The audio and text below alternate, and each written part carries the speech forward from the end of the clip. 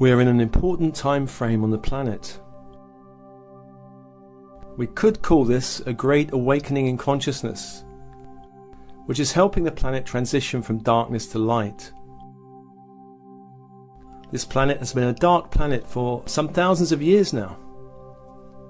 We have only to read the history books to know this to be true. Many spiritual masters and avatars have incarnated here to help seed light on the planet. This has not been an easy task, since the powers that be have often sought to kill the messenger and twist the message. We only need to look at the history of Christianity to know this. We are now in a time predicted by so many prophecies. A time of great darkness, followed by great light. In this transition process, we're moving from fear and separation consciousness to love and unity consciousness. In order to awaken and assist this process on the planet, we must turn and face ourselves, our own ego. In many spiritual circles, the ego gets a bad press. Many spiritual teachers suggest that the ego is our spiritual enemy. The thinking goes something like this. The ego is our false sense of identity. It is a mental construct, one that creates untold emotional drama that blocks spiritual awakening.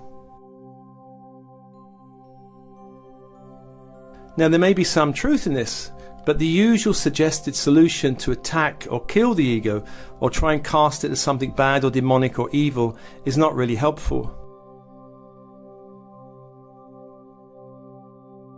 Actually, in my experience, this creates something even more difficult to deal with. I have met many spiritual teachers that claim that they do not have an ego.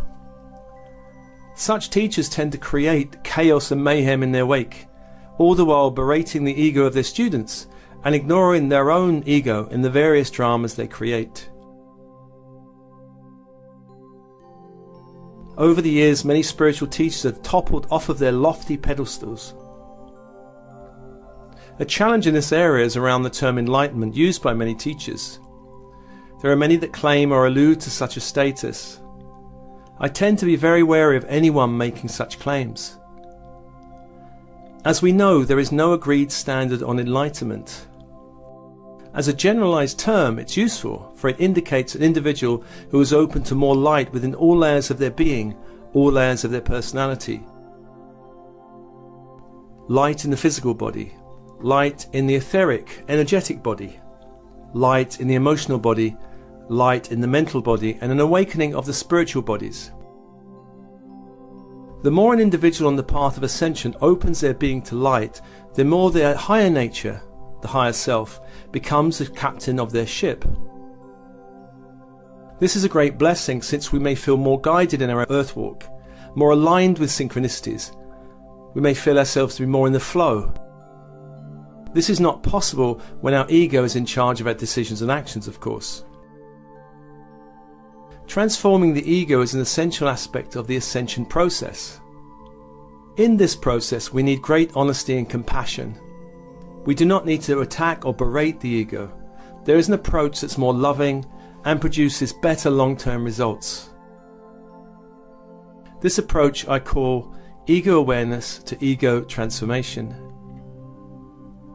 What is the difference between ego and the authentic self? Well, this can be a hard one, since the ego around us has been developing since the womb. Perhaps we could say that our authentic self is pure awareness, beyond any emotional reaction or intellectual judgments. There are times in our life, of course, when we touch something magical, even for a second. Seeing a gorgeous sunrise, being a witness to the birth of a child, going into a deep meditation, or just having some experience on a spiritual retreat. These are points of reference that point to something bigger, something deeper within the depths of our being.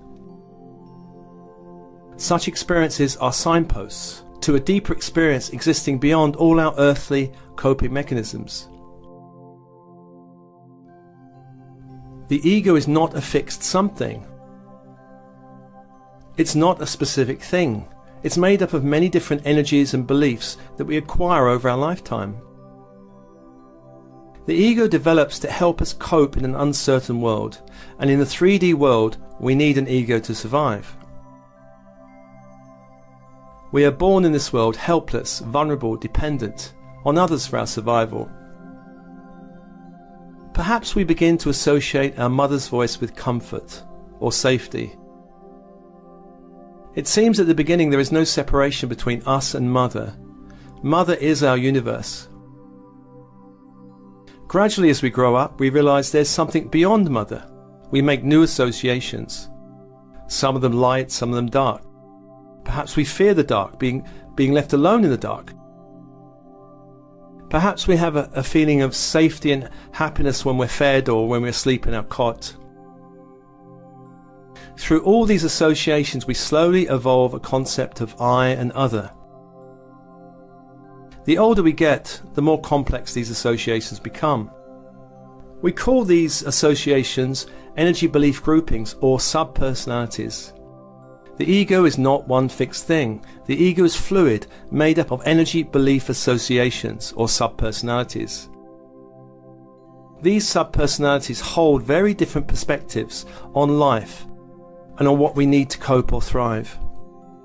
We can have a subpersonality that's quite pleasing and accommodating. On the contrary, we can have one that's quite rebellious in nature.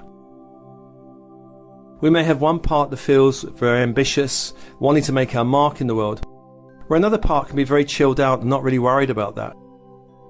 It's very common to have very opposite energy belief associations or subpersonalities within our energy field. Although one or more will tend to be dominant while the other complementary ones will stay in the shadows. We can think of the ego as a collection of computer programs. Computer programs that get triggered in certain situations. The dominant program can get switched off for a time, allowing another program to come into play, of course. So, for example, we may have a very strong achiever producer that wants us to get out and do something in the world. But if we go on holiday, have a few drinks, meet some friends, another part may come up. The part that likes chilling by the beach, watching the sun go down. Perhaps a hard-working, studious woman goes out dancing and meets a young man. Suddenly, she's confronted with new feelings. She enjoys the company of this man, finding herself laughing at things she would normally consider silly. Romantic feelings emerge that feel unfamiliar yet pleasant.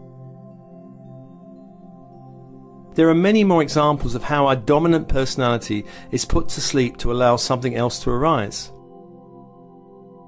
One of the things I've found when working with subpersonalities with clients is that every energy in our energy field is balanced by its opposite, even if the person is not consciously aware of that energy. Part of the spiritual journey is developing an awareness of all ourselves, especially the ones that operate in the shadows. These are the ones that can sabotage our efforts, since they are operating on quite different agendas than to our dominant personalities.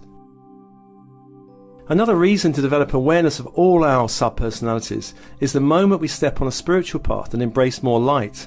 This shakes up our whole personality system. Some subpersonalities may not like our spiritual aspirations. They may seek to block our path, trip us up. This is why the spiritual teachers have often labelled the ego as bad and something that we need to get rid of. Perhaps our conditioning from family, education or religion makes us wary of the spiritual path. Perhaps we have past life trauma that blocks us from desiring to fully commit to this spiritual journey in this lifetime. On the other hand, some subpersonalities may actually support and desire the journey we're on. These become allies just as much as any spiritual guide or angel can be. How do we know if we have a negative ego problem? Well, one of the simplest ways is to ask yourself, do I feel blocked in any area of my life, particularly my spiritual life? There are other clues, other questions you can ask yourself. A good one would be, do I feel superior to others for any reason? On the other hand, do I feel inferior to any other for any reason? If the answer is yes to any of these questions, then you know you have some work to do. There's another clue, another telltale sign about the negative ego is if we notice that we have a real strong need to be right. If we angrily argue, angrily defend, cannot back down, cannot admit to being wrong or making a mistake, then again we have work in this area.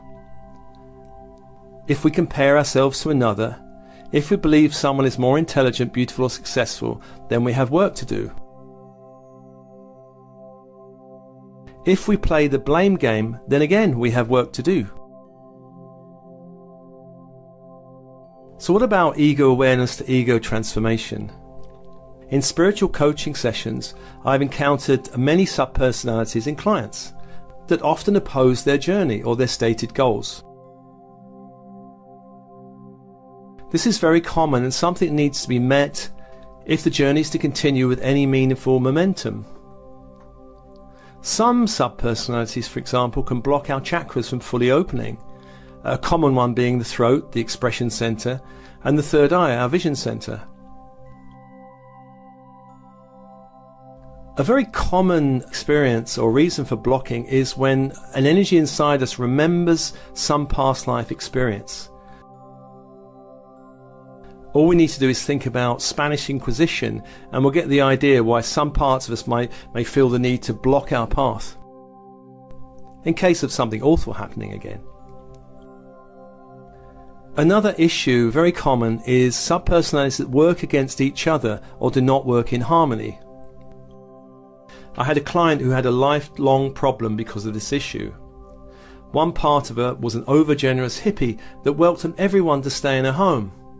"Sure, come on over, you'll love it here," was the kind of standard response.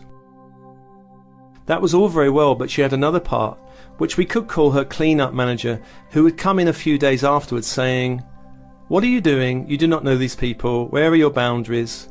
And this quickly led to a very different conversation, often over email, about boundaries of time and money, which left many friends, potential friends and guests, bewildered and confused. The solution in this case was very simple. Just get the two sub-personalities to work together at the same time rather than at different speeds. Now this may sound very simple, yet when we did the work, the young woman cried for some time. The energy shift was simple yet very profound.